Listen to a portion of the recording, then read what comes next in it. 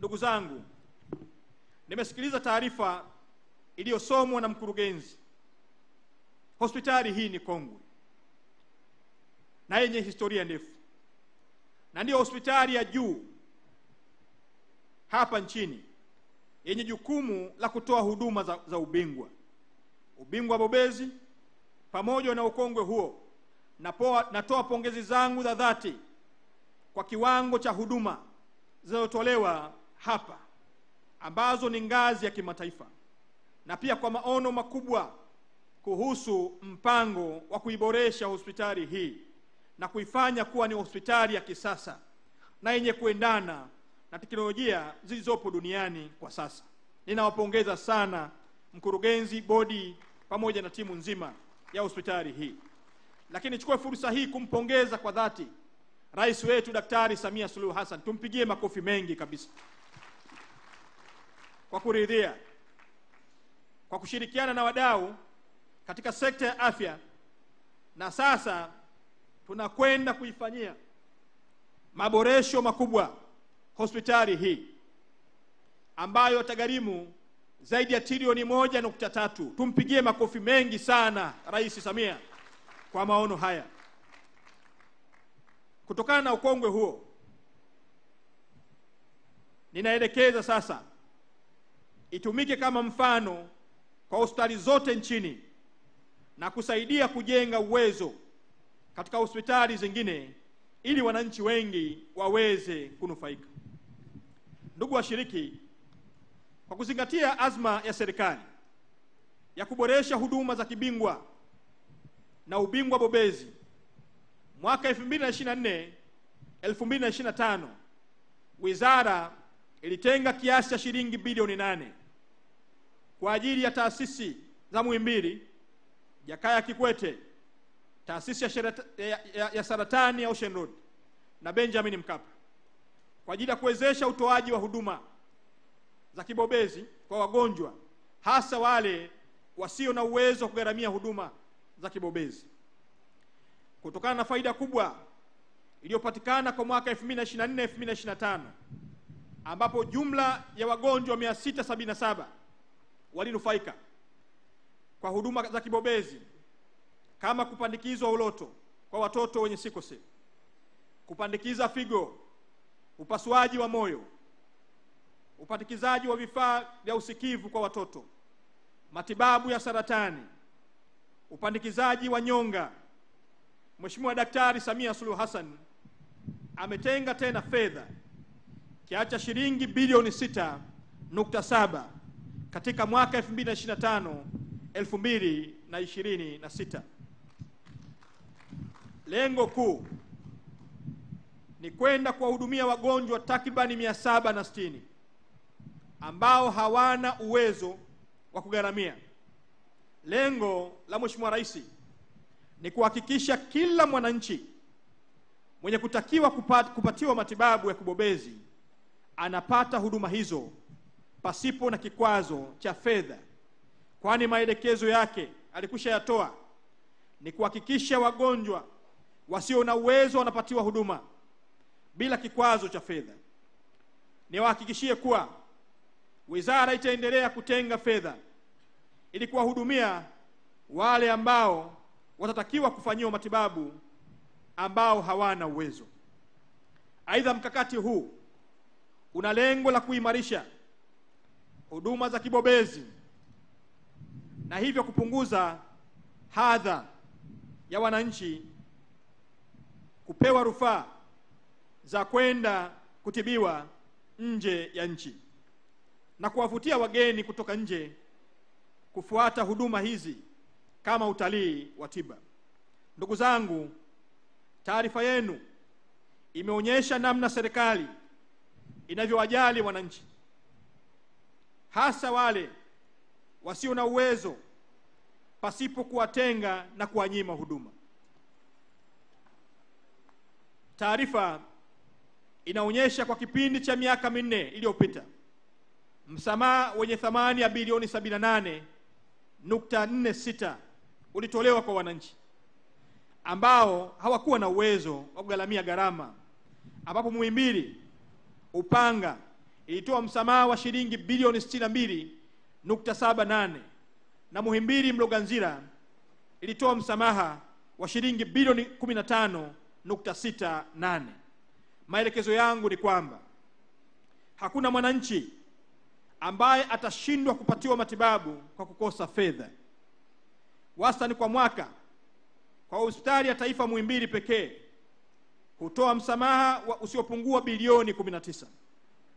Ndugu washiriki, kutokana na kwamba serikali imeweka utaratibu wa kutoa msamaha kwa wasio na uwezo, maelekezo yangu kwenye hili ni kusimamia kikamilifu utekelezaji wa maelekezo ya rais wetu Daktari Samia Suluhu Hassan yanayohusu ahadi zake kwa siku 100 akiwa kazini. Katika maelekezo yake alielekeza hospitali zote nchini kuacha mara moja kuzuia maiti, kuacha mara moja, na hospitali zote nchini kuweka utaratibu maalum ni namna gani wataweza kupata fedha zilizotumika kumhudumia mgonjwa hadi kufikia hatua ya kifo. Hospitali ziweke utaratibu utakaotambuliwa na Watanzania.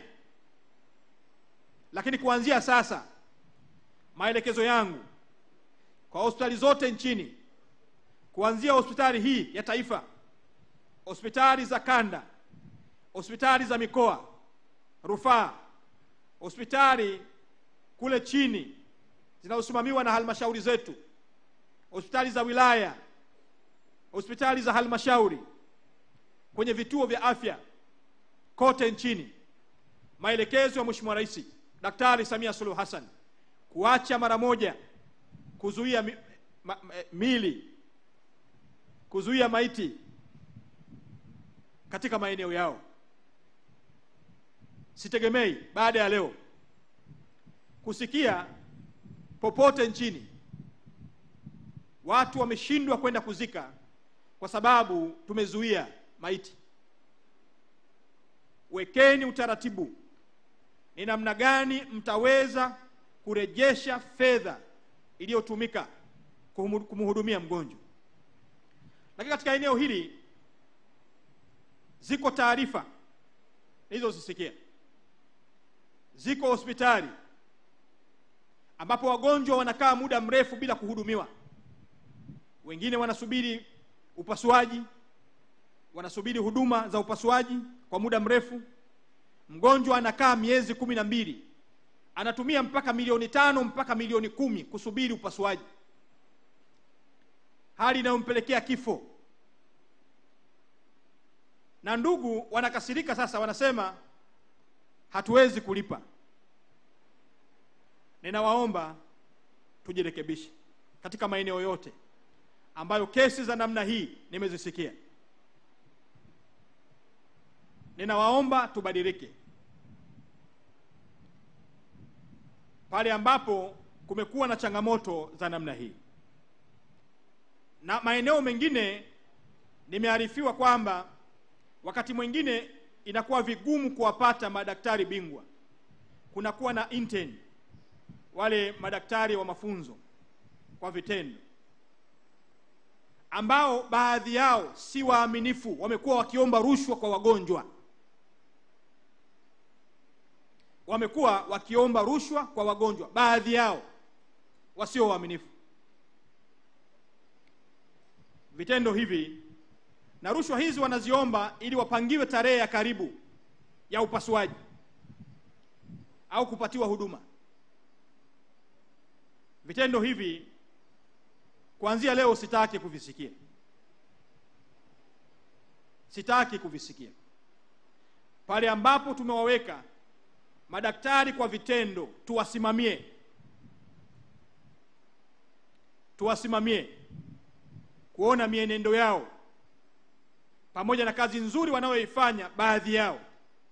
Lakini kumekuwepo na changamoto, mgonjwa anakaa miezi 10 mpaka miezi 12 hajapangiwa upasuaji. kwa sababu aliomba rushwa apangiwe tarehe ya karibu. Vitendo hivi si vitendo vya Kitanzania. Sitamani kuendelea kuvisikia nikisimamia sekta hii kama waziri mwenye dhamana. Kwa ni waombe eneo hili turekebishe. Lakini wapo wagonjwa ambao wanasubiri vipimo. Baadhi ya vipimo mashine zimeharibika, na baadhi ya maeneo vipo vipimo tumenunua, serikali, rais wetu Daktari Samia amenunua kwa gharama kubwa. Kwa mfano pale Ocean Road, taasisi yetu ya kansa,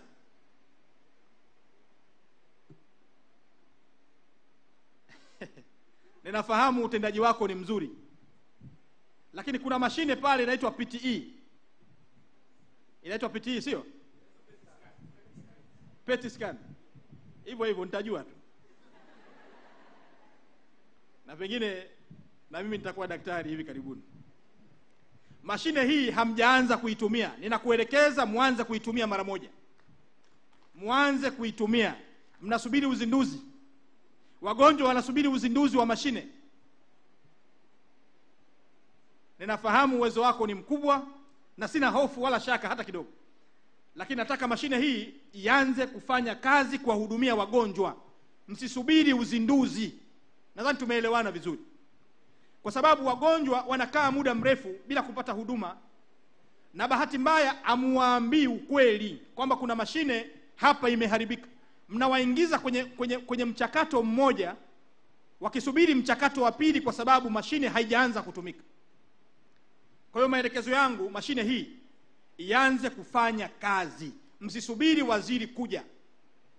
Kama mnataka izunduliwe, nitamuelekeza mganga mkuu wa serikali, nenda ukaizindue.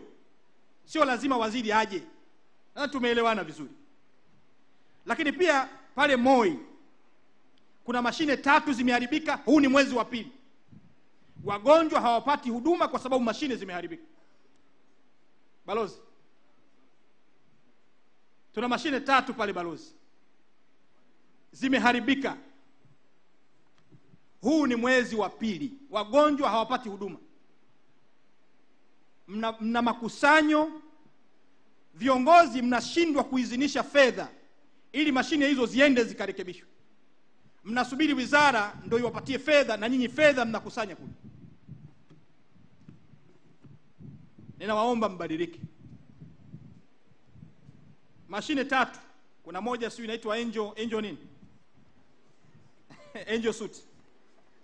Nitazijua hivyo. Kuna mashine inaitwa Angel suit. Kuna CT scan imeharibika. Kuna MRI imeharibika. Wagonjwa hawapati huduma kwa sababu mashine hizi zimeharibika. Na viongozi mpo, mashine imeharibika, watu wanapanga foleni kusubiri huduma. Wanakaa miezi miwili hawajapata huduma kwa sababu mashine imeharibika. Hii sio staili yangu ya uongozi. Nawaambia hata kama ni marafiki zangu. Kwa sababu wengi hapa ni marafiki zangu. Wengi ni marafiki zangu. Kwa hiyo niwaombe tubadilike. Ninawaomba tubadilike. Sitegemei, na maelekezo yangu, katibu mkuu, fuatilia mashine hizo. Hii mashine ya Angel suit ina kazi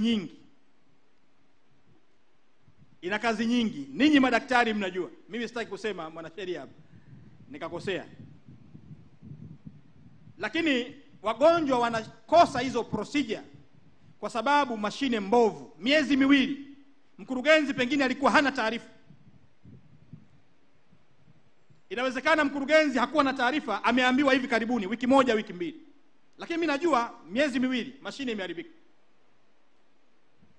Lakini ipo mashine hapo Moi iliharibiwa na baadhi ya watumishi kwa uzembe. Katibu mkuu, taarifa ya uchunguzi niipate mezani kwangu ndani ya wiki mbili. Tumeambiwa helium ikamwagika, mashine ikaharibika, na viongozi wapo. Kwa taarifa ya uchunguzi niione. Najua wengi ni rafiki zangu hapa, lakini mtanisamehe. Kwenye hili nitaomba tuzingatie misingi ya kazi zetu. Kwa hiyo niendelee pale nilipoishia. Sitegemei katika hospitali zetu zote nchini kusikia watu wamezuia maiti kwa sababu ya kudaiwa gharama ambazo zilitumika kumpatia mgonjwa huduma kabla ya kufariki.